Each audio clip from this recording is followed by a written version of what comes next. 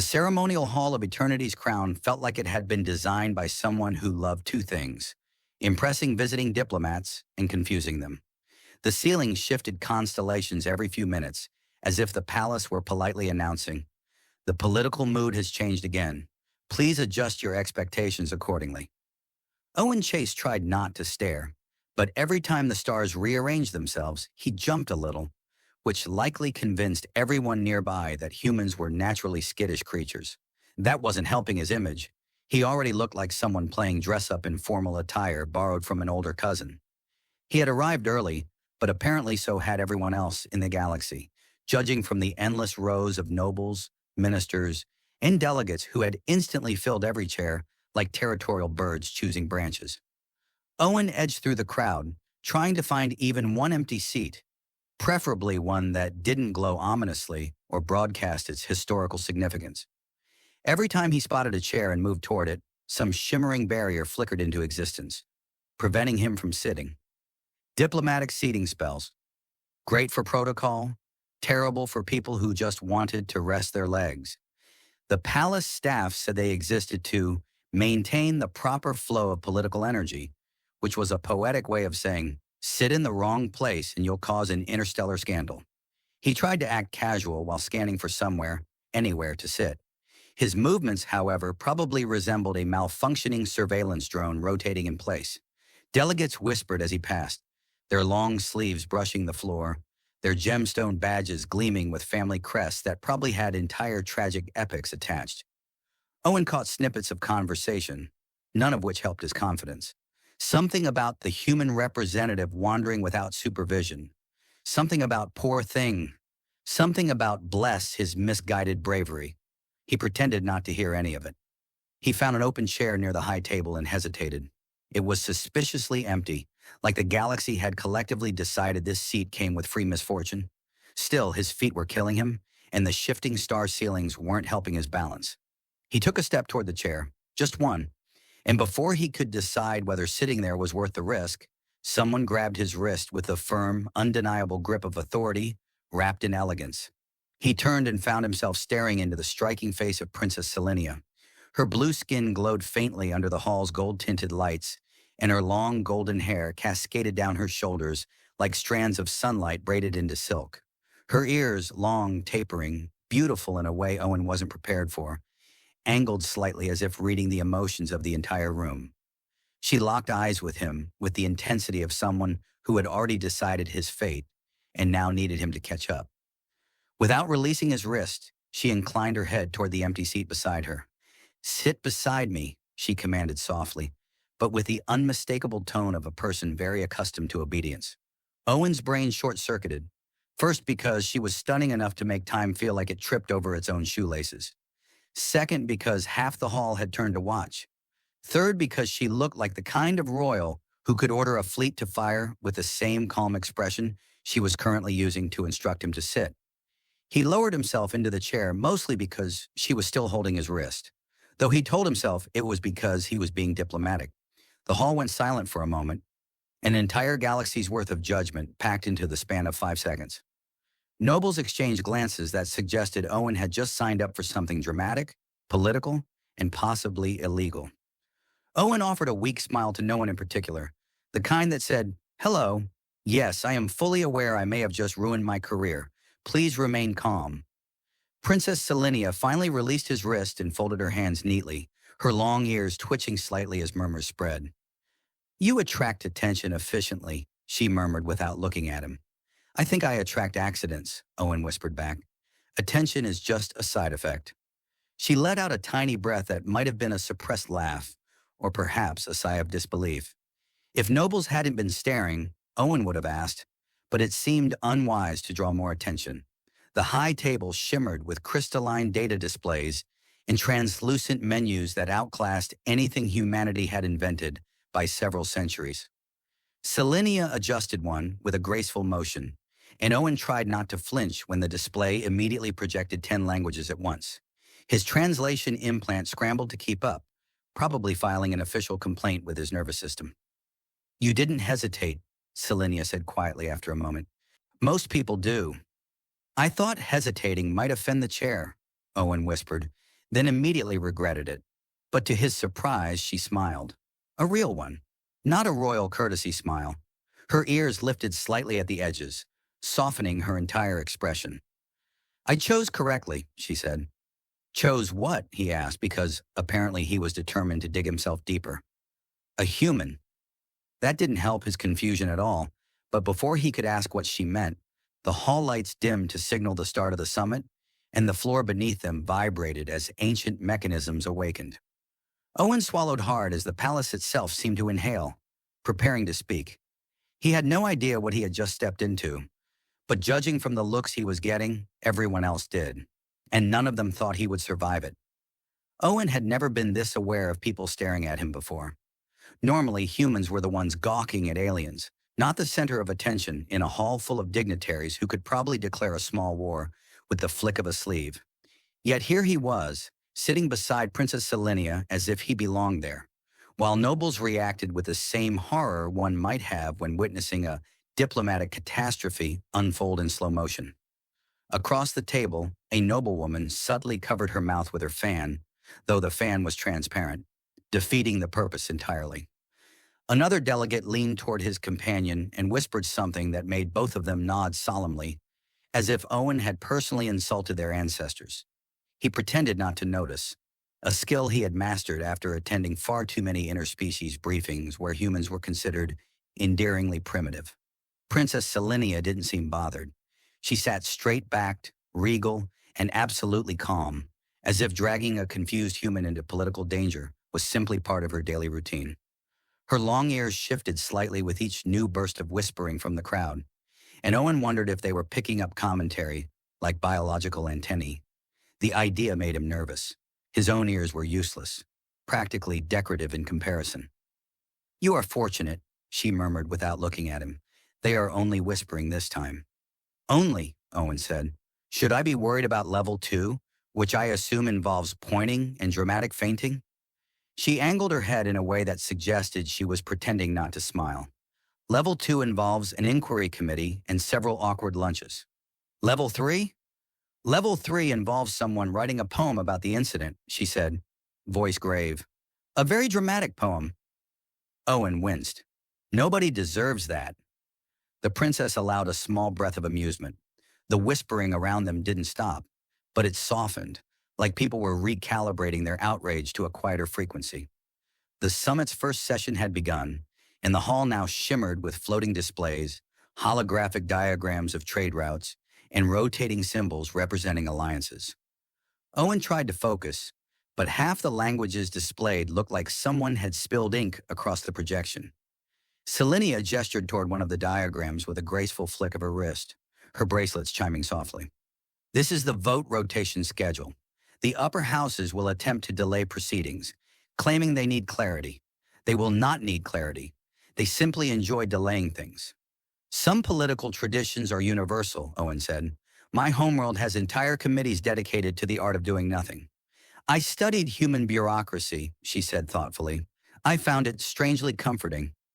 That's the nicest insult anyone has ever given my species, Owen muttered, and she actually laughed, quietly but enough for a nearby noble to snap his head around in scandalized disbelief. Her laughter faded, and her expression shifted to something more serious. She lifted her chin slightly, exposing the faintly glowing spiral mark etched onto the skin just below her collarbone. The sigil of dissolution. Owen had read about it in briefing documents, but seeing it in person startled him. It wasn't a tattoo. It shimmered like living starlight trapped beneath her skin. Is that why they're avoiding you? He asked before he could stop himself. Her golden eyes flicked toward him, unreadable. They avoid what they fear to be cursed. They avoid what reminds them of their own fragility. They avoid me because it is easy. I'm not avoiding you, Owen said. You sat because I pulled you, she replied matter-of-factly. It is different. Well, Owen said, lowering his voice, I might have sat on my own. Eventually. Probably. Maybe. Unless the chair bit me. A small smile tugged at her lips. You are strange for a diplomat. Thank you, he said, unsure whether he had been complimented or diagnosed. Throughout the session, Selenia occasionally leaned toward him and whispered dry commentary. Never enough to draw attention, yet enough to make Owen struggle to keep a straight face. When one delegate began a speech so dramatic it required two holographic backdrops, she murmured, "He practices in front of a mirror," and Owen nearly choked on his drink. When another delegate insisted on replaying a historical treaty 4 times, she whispered, "He does not trust his memory. He also does not trust anyone else's memory." And Owen had to pretend he was coughing to hide his laughter. But not every whisper was humorous. Some were warnings. "They are watching you," she murmured once. "Not out of interest, out of calculation." Owen stiffened. "Should I be worried?" "Only if you plan to do something foolish," she said calmly. Then after a beat, "I have the feeling you might." That feels like a very targeted observation. "It is," she replied without apology. As the session ended, delegates began to rise from their chairs, forming clusters that looked deceptively polite but carried the tension of unspoken strategies. Owen stood too, grateful to stretch his legs. Before he could say anything, Selenia stepped closer, her long ears tilting in a way that suggested she was listening to things he couldn't hear. "They assumed you did not know who I was," she said quietly, "but you did not hesitate." "I don't let politics dictate who I sit with," Owen said. "I also don't enjoy standing for an hour while chairs teleport away from me." "That," she said, "is precisely why I chose you." "Chose me for what?" he whispered. She gave him a long, assessing look, one that held the weight of someone who had made a decision long before he arrived. "For something only a human would attempt." Owen opened his mouth to ask what that meant, but the hall lights dimmed again, calling them to the next session. Delegates moved like a tide around them, avoiding Selenia as if she carried a contagious misfortune. Owen stayed beside her anyway, and several nobles looked horrified enough that he wondered if he'd just achieved level 2 scandal status. The second day of the summit began with Owen discovering that Eternity's crown had a sense of humor. His room lights activated in a gentle sunrise glow, accompanied by a melodic chime that was supposed to soothe the mind. Instead, it startled him so badly that he tripped over his own boots and saluted an empty corner before remembering he wasn't on duty. He muttered something about the palace having aggressive hospitality while getting dressed, straightening the same formal jacket that had already lost its will to maintain dignity. The corridors leading to the council chamber curved in elegant spirals, illuminated by soft silver lines that shifted color depending on a passerby's mood. Owen noticed with mild horror that the lights kept turning a suspicious shade of yellow near him, which according to a guide panel he'd skimmed last night meant nervous alertness. Great. The architecture was tattling on him. When he reached the chamber doors, delegates were already flowing inside like rivers of silk, layered fabrics trailing behind them with the grace of creatures that never tripped on anything in their lives. Owen followed at a safe distance, aware that if he stepped on even one royal hem, 50 worlds might declare diplomatic war just out of principle. He entered just in time to see Princess Selenia adjusting her seat at the high table. Her long ears lifted when she noticed him, then relaxed slightly, a gesture he had started recognizing as approval, or at least mild relief that he hadn't spontaneously combusted overnight. He approached cautiously, unsure if she planned to drag him into the seat again or allow him the illusion of choice. She didn't grab him this time. She only tilted her head and said softly, "Your seat is still beside me." "I was afraid it might have exploded out of shame," Owen whispered as he sat. "It considered it," she murmured, "but it decided you were too interesting to abandon." Delegates took their places, and once again the floating displays brightened, casting shifting holograms of trade networks, alliance webs, and historical grievances across the chamber. Owen activated his translation implant, which buzzed with the energy of something deeply resentful of its workload. The first speaker launched into a speech filled with elaborate metaphors involving moons, harvest cycles, and destiny, none of which Owen found particularly clear. He scribbled notes anyway, partly to look busy, and partly because Selenia kept glancing at his notepad with amusement. Midway through the speech, she leaned toward him without warning. "He is lying," she whispered. Owen blinked. "About which part?" "All of it," she replied. "He lies as easily as he breathes. Watch his crest." Selenia nodded toward the tall feathered appendage extending from the back of the speaker's head, a symbol of his species caste. The feathers puffed outward every few sentences like a disgruntled bird. "Does that always happen?" Owen whispered. "Only when he lies." No, Selenia said. Sometimes it happens when he is hungry. That's, inconvenient. He finds it terribly embarrassing. Owen nearly snorted. He managed to disguise the sound as a cough, though several delegates glanced his way suspiciously. Selenia pretended to be fascinated by the hologram in front of her. Throughout the session, she fed him a mix of political insight and commentary that made the dense debates strangely bearable. She whispered the true meaning behind diplomatic phrases, pointing out the subtle shifts in tone that indicated when a delegate was stalling, threatening, or trying to look wise while internally panicking. Once, when a minister delivered a solemn speech about unity, she murmured, "He practices that expression in a mirror."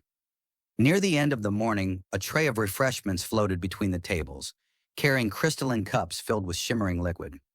Owen took one cautiously, sniffed it, and immediately regretted that he had.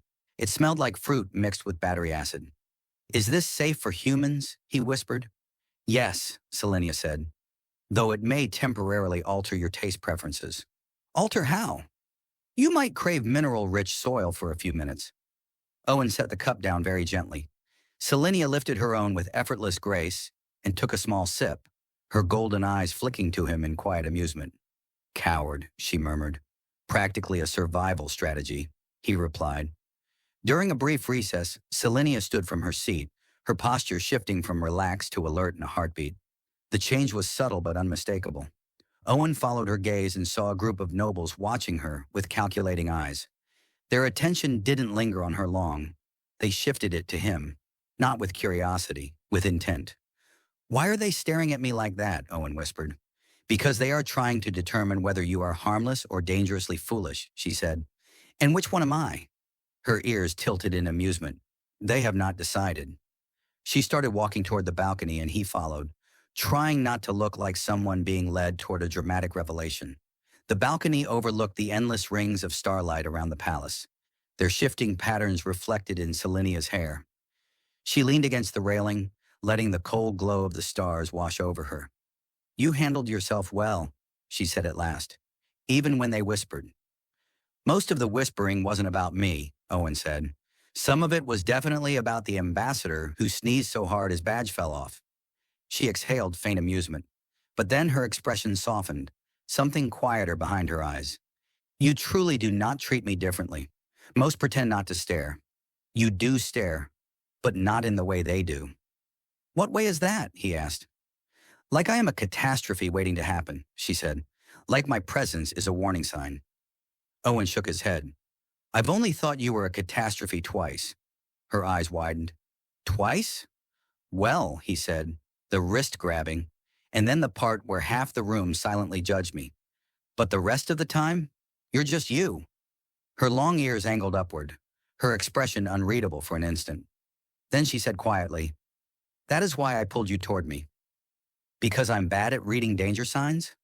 "Because," she said, "humans choose based on what they see, not what others insist must be true." Owen leaned on the railing beside her, feeling the weight of her words echo into the starlit expanse. Carefully, he said, "And you think you gambled correctly?" She gave a small, sincere nod. "I do." A soft chime echoed through the chamber, calling delegates back for the next session. Selenia turned to leave, her expression composed once more.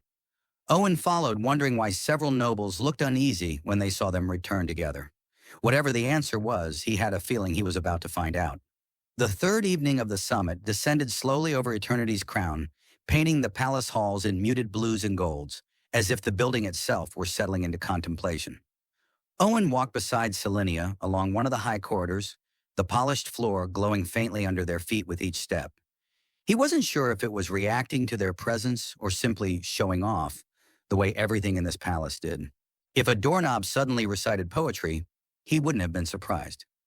Selenia led him toward the upper observation balcony, the one reserved for delegates who needed a moment of reflective silence, which Owen privately translated as a place to hide from complicated people. The balcony extended far beyond the palace wall, a crescent of transparent alloy that allowed the stars to feel close enough to touch. Owen stopped just inside the threshold, taken aback for the 100th time by how impossible the view was. The swirling rings of stellar dust, the auroras that drifted across the void, the faint lines of ancient energy trails left by passing fleets, it all looked choreographed. Selenia rested her hands against the railing. Her long ears shifted slightly as she listened to sounds Owen couldn't hear, the hum of the palace engines deep beneath them. The starlight reflected on her blue skin, softening her usual formal composure until she seemed almost unguarded. "You humans look at the stars and see possibility," she said quietly. "We look at them and see memory." "Memory?" he asked, stepping beside her. She nodded. "We travel often and live long, long enough to witness cycles repeat. Stars forming, fading, collapsing. Dynasties rising, breaking, dissolving." She paused, touching her fingers to her collarbone, where the sigil shimmered faintly. "My family misjudged a cycle, and we fell." Owen studied her quietly. She was always composed, deliberate, carved from the discipline of a royal upbringing. But now, under the soft glow of drifting cosmic light, she looked, if not vulnerable, then open in a way she rarely allowed. "What happened?" he asked gently. Her golden eyes tracked the drifting auroras. "A civil war, a series of miscalculations, an enemy who understood public fear better than we understood public hope." She inhaled slowly. "We lost. My brothers were exiled. My mother fled into deep space. I remained because someone had to hold what was left." "And they marked you for it," Owen said. "Marked," she repeated with a soft, humorless exhale. "Yes, a symbolic gesture to remind others that I am dissolved from the line of succession.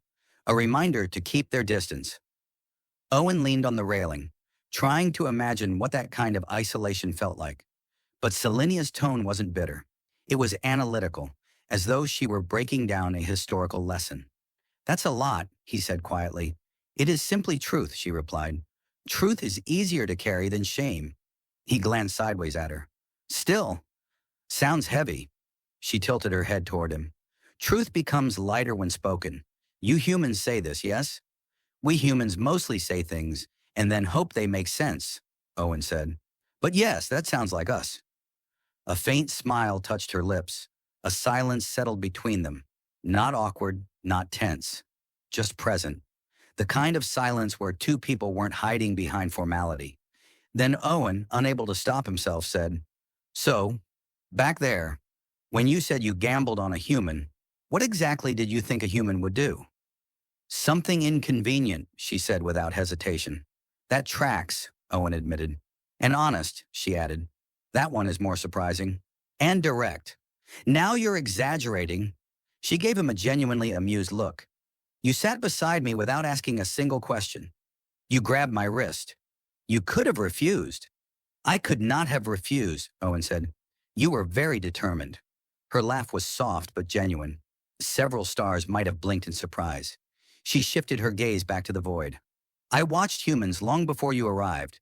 I observed how you judge actions rather than lineages, how you form alliances based on willingness, not old loyalties. I wondered if that trait extended to your diplomats. And when you hesitated only because the chair looked suspicious.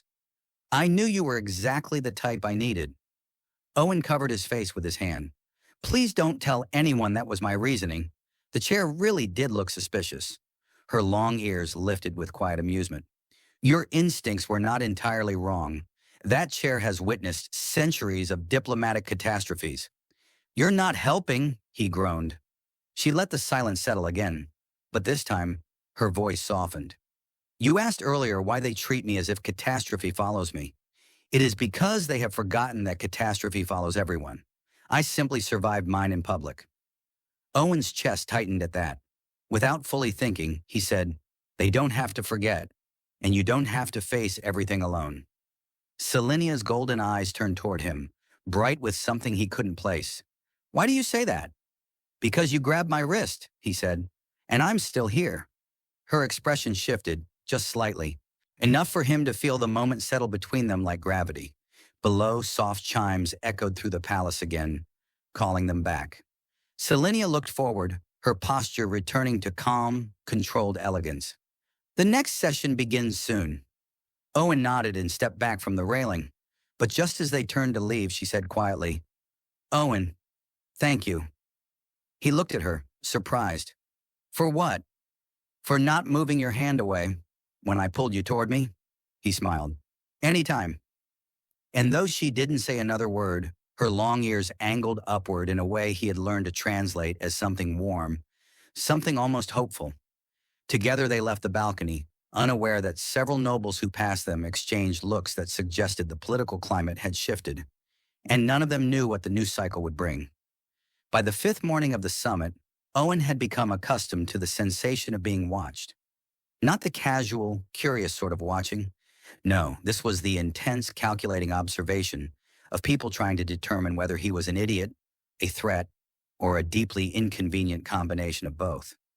Delegates paused mid-conversation as he passed, their ornamental robes shimmering with faint bioluminescent patterns that seemed to flicker in disapproval. Even the palace architecture joined in. The mood-sensing wall panels dimmed slightly when he walked by, as if offering condolences. Selenia, however, seemed unbothered by the entire galaxy's growing suspicion. She strolled beside him with the calm assurance of someone who had survived far worse than gossip. Her long ears twitched occasionally, picking up whispers she never commented on. Owen suspected she filtered them automatically, the way humans tuned out elevator music. As they entered the grand hall, the nobles parted like two magnets repelling each other. Owen stared at the gap forming around them. I don't think this is normal diplomatic behavior, he whispered. It is, Selenia said smoothly, when they wish to avoid being associated with a perceived scandal. Owen blinked. Am I the scandal? You are the newest variable, she corrected. They fear variables. Great. I've always wanted to terrify a room full of powerful aliens before breakfast. Selenia allowed a small, elegant nod that hinted at amusement, but she took her seat with quiet dignity. Owen sat beside her, fully aware of the scandalized gas rippling outward like a social earthquake. A minister 2 rows down jabbed his companion with an elbow so sharp it registered as attempted violence. The session began with a projected hologram displaying new alliance proposals. Even though Owen tried his best to follow along, he quickly realized half the noble houses were less interested in the presentation and more interested in staring at him. The other half pretended not to stare, which was somehow worse. Selenia leaned toward him. They believe I have recruited you. Well, Owen said, that makes one of us. They assume I selected you strategically. Did you? Yes, she said without hesitation. He turned sharply toward her. You did? Yes, she repeated calmly. I needed someone honest, unpredictable, and capable of surviving political embarrassment. That last one feels personal. Selenia's golden eyes flicked toward him. You are handling it well.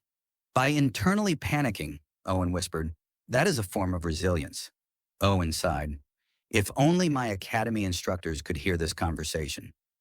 The day's debates intensified quickly. Rumors about Selenia's alleged plans began circulating. Restoration, petitions, alliances that would shift the quadrant's balance. Most of the rumors contradicted each other in creative ways. One noble claimed she was building an army in secret. Another insisted she was seeking monastic peace. A third declared she was attempting both simultaneously, which didn't make sense unless the army meditated between battles. During a recess, Owen found himself cornered near a refreshments panel by 3 delegates from House Valoran, tall, silver-crested figures who wore expressions suggesting they were used to giving orders and equally used to people obeying them instantly. Human, their spokesperson said, an elder with a crest shaped like an unfurled blade. We wish to clarify your alignment. My alignment? Owen echoed. What am I, a starship nav system? You sit with the dissolved one, the elder said, voice dripping with disdain. I sit, Owen said, because she tells me to sit. I'm very obedient like that. The entire group stared, uncertain whether this was sarcasm, incompetence, or a diplomatic technique they had never encountered. She is marked, another delegate said. You associate with a symbol of collapse. Look, Owen said, I didn't wake up this morning planning to become an interstellar controversy. I just sat in a chair. A chair, the elder hissed, can determine the fate of nations. That explains so many meetings I've been in, Owen muttered. Just as the delegates leaned closer, perhaps to intimidate, perhaps to sniff him, he couldn't tell. Selenia approached. Her presence shifted the mood instantly. Even these confident nobles recoiled slightly, like predators encountering a creature they didn't understand. Is there an issue? Selenia asked calmly. The delegates straightened, their postures stiff as if their spines had been replaced with metal rods. We were simply expressing concern, the elder said. Your concern, Selenia replied, is noted and unnecessary. The group retreated, each step radiating disapproval, but none daring to argue with her directly. As they vanished into the crowd, Owen exhaled through his nose. That was something. They wish to measure you, Selenia said. Well, I hope I'm at least average height. I'd hate to disappoint. She gave him a mildly exasperated look. Not your height, your resolve. My resolve is entirely situational, Owen said. It's strongest when I don't know I'm supposed to be resolving anything. Perhaps that is why it works, she said quietly. They walked together toward the next chamber, where smaller strategy committees were forming. Owen noticed several delegates watching with narrowed eyes, their expressions evaluating, recalculating, revising entire political equations around his presence. He leaned closer. Is it me, or is the tension getting worse? It is. Selenia glanced at him. Because they suspect I am preparing something. Are you? Yes. A plan?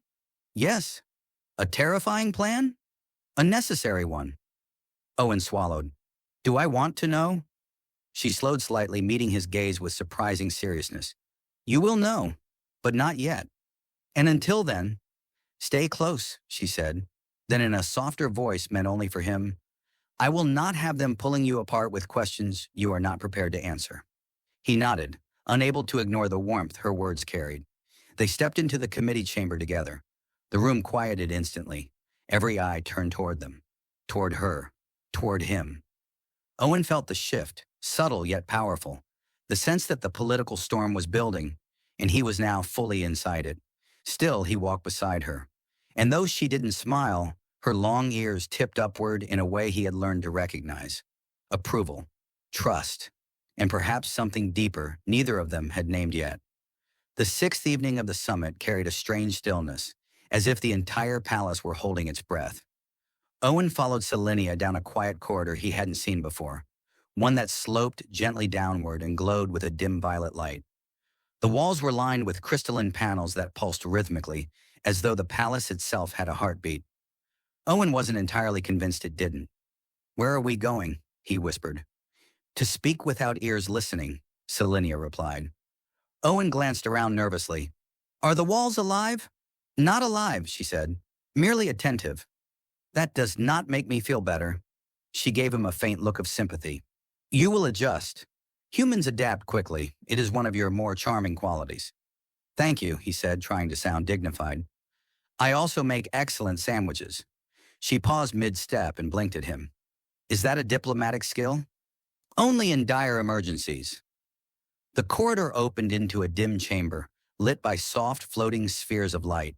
A round table occupied the center, surrounded by seats made of woven living fiber that shifted gently, adjusting to their shapes as they sat. Owen grabbed the armrests immediately, just in case the chair decided to wander off. Before he could ask anything, a shimmering figure emerged from the far wall, a hologram with the flickering form of an elderly advisor. Its expression was remarkably smug for something made of photons. Ah, it said, voice crackling slightly, the human inconvenience arrives. Owen pointed at the hologram. You. I've heard about you. It has heard about me, the hologram said dramatically. How delightful. This is my former tutor, Selenia explained. He oversees my intelligence network. Overseas, the hologram scoffed.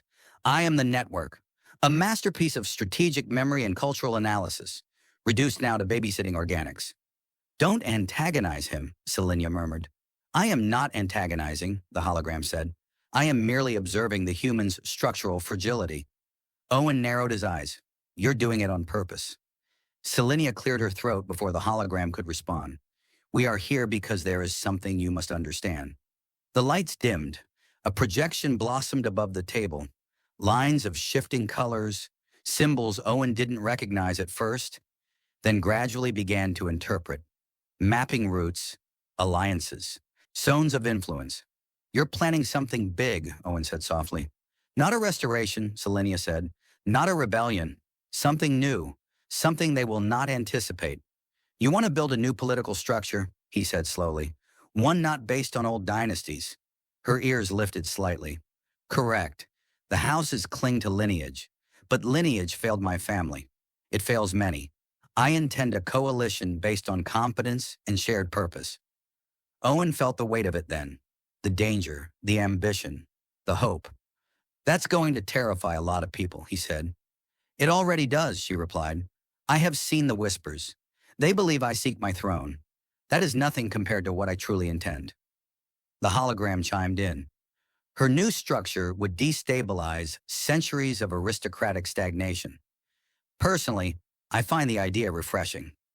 Selenia continued, her tone more serious than he had heard before. I did not bring you into this lightly. I need someone who is neither tied to their dynasties nor blinded by their politics. Humans choose based on what is happening, not what should have happened generations ago. You think I can help? I know you can, she said, because you do not see me as my sigil, or my exile, or the catastrophe they whisper about. I see you, Owen said quietly, as you. Her expression softened. For a moment, the room felt smaller, closer, as if the holograms leaned in to listen. You also, she added lightly, make diplomatic disasters seem almost charming. Owen cleared his throat. Happy to contribute. A soft pulse rippled through the chamber. An alert. The hologram's eyes sharpened. Delegates from Houses Tenebrae and Velerin meet privately in the East Wing, it reported. Their discussion includes the terms countermeasure, alignment, and the inconvenient human. Owen flinched. Why am I always an inconvenience? Because you exist, the hologram said. Selenia ignored it. They are accelerating. They fear we are forming an alliance. We are, Owen said before fully thinking it through. Her eyes widened slightly. Are we? Seems like it, he replied, heart pounding. Unless you don't want me involved. I want you involved, she said softly. There was a warmth in her voice he had only heard hints of before. Her long ears angled upward, a sign he now understood as sincerity. Rare, precious, unguarded. The hologram made a static noise that sounded suspiciously like a sigh. If you two are finished generating emotional turbulence, there are strategic matters. Not now, Selenia said firmly. The hologram, for the first time, looked speechless. Owen savored the moment. Selenia stepped closer, studying him with an intensity that made his throat tighten slightly. Owen, she said quietly, this path is dangerous. Standing with me means facing every house that fears change. I've been facing them already, he said, mostly with panic smiling. Yet you remain. Because you grabbed my wrist, he murmured, and didn't let go. Her breath caught, a small sound, barely audible. Outside the chamber, a tremor of footsteps echoed. Nobles, guards, whispering voices. The palace felt different now, charged, shifting, preparing for the next cycle. Selenia drew a steadying breath. Everything moves quickly from here. Owen nodded. Then I'll keep up. And if you fall behind, I'll pretend it was part of the plan. A small, bright laugh escaped her, a sound like starlight breaking. They walked toward the door together as the chamber lights faded behind them. The hologram watched with an expression halfway between confusion and resignation. I must update several predictive models, it muttered. Humans ruin everything. Owen grinned. You're welcome. And as he stepped beside Selenia into the glowing corridor, he felt the shift, the unmistakable beginning of the storm's center forming around them. He was no longer a bystander. He was part of her plan, and she had chosen him. The final morning of the summit began with a hum that resonated through eternity's crown. Subtle, deep, like the low vibration before a starship jumps to light speed. Owen felt it in his chest as he walked beside Selenia toward the Grand Assembly Hall. Delegates moved around them in clusters, their whispers sharper than before, their glances more precise, as though the galaxy had collectively realized that something important would happen today. Maybe they sensed the shift. Maybe they felt the tension building like a gravitational pull. Or maybe, Owen thought, they were all simply dramatic by nature. Selenia walked with quiet purpose, her long ears angled forward. She looked composed, but he sensed the weight she carried. Not fear, anticipation, responsibility, determination. Owen admired her for it, even as he questioned how he had managed to end up in the center of interstellar politics when he had originally been assigned to observe and take notes. Technically, he was still observing, just more loudly. The Grand Assembly Hall opened before them, a vast amphitheater of shimmering floors and towering crystalline arches. Delegates filed into their seats in careful, symbolic patterns. Owen noticed immediately that every seat near Selenia remained empty on both sides, except his. The moment he sat beside her, a ripple of murmurs spread. He pretended not to hear them, adopting the serene expression of someone who had wholeheartedly accepted his role as a scandal. A senior minister stepped forward to begin the agenda, but before he could speak, three noble houses rose at once: Tenebris, Velerin, and Aurelian. A dramatic entrance, complete with coordinated flares of their house crests. Owen whispered, "Do they rehearse that?" "Yes," Selenia whispered back. "Excessively." The elder of House Tenebris stepped forward, crest feathers stiff. "We raise a formal challenge," he declared. "The princess dissolved seeks to restore her power through manipulation, using an off-worlder as her pawn." Gasps filled the hall. Someone fainted. Someone else helped the fainted person stand so they could gasp properly. Owen stood before he fully thought it through. "I'm not her pawn," he said, louder than intended. His voice echoed off the crystalline walls, which helpfully amplified it even more, because the palace enjoyed drama. "If anything, I'm more of a wildly unqualified consultant." The hall fell into stunned silence. Even Selenia blinked at him. He cleared his throat.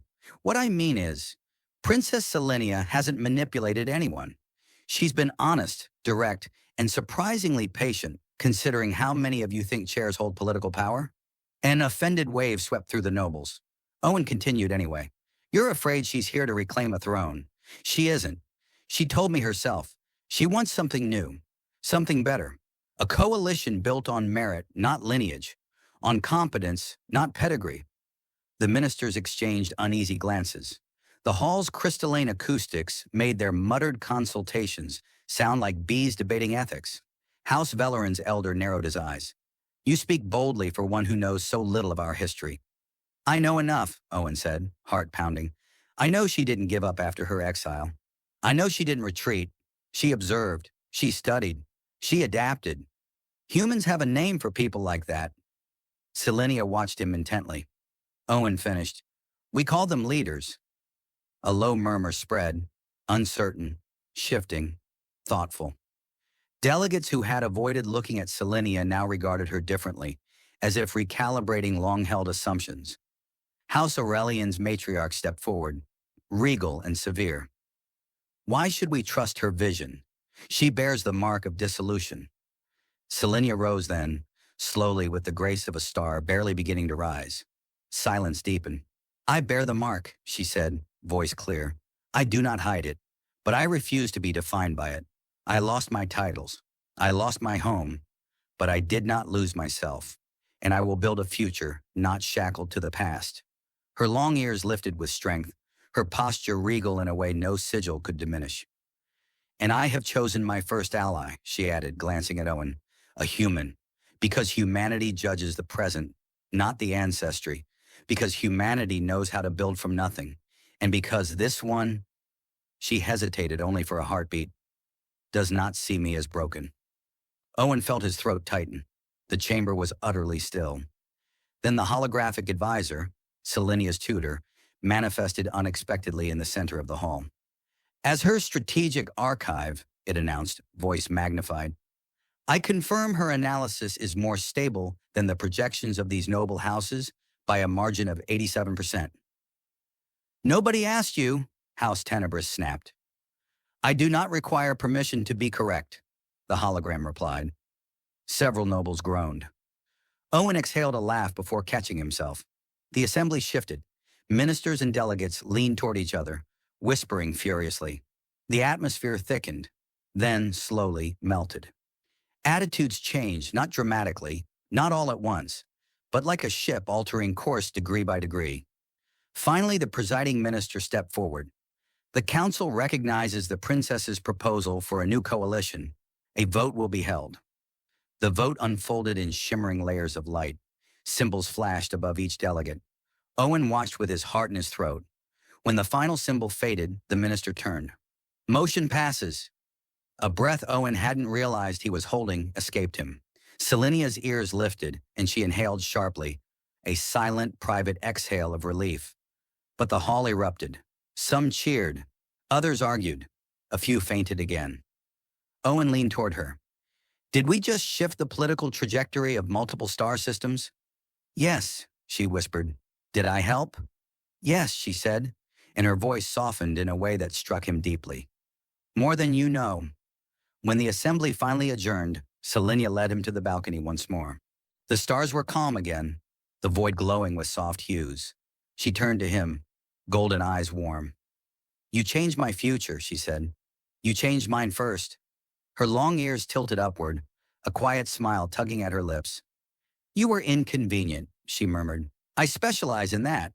And necessary. He swallowed. So what happens now? Now, she said, stepping closer. We build. She extended her hand, not commanding, not pulling, simply offering. Owen took it. The palace lights shimmered gently above them as if acknowledging the moment. And for the first time since the summit began, Owen felt the future shift in a direction that wasn't frightening, but full of possibility. Together they stood at the edge of the balcony, no longer an exiled princess and a confused junior diplomat, but partners stepping into something entirely new. And somewhere behind them, the hologram muttered, I predicted this. Mostly. Owen laughed. Selenia's hand tightened around his, and the stars watched quietly as a new beginning took shape.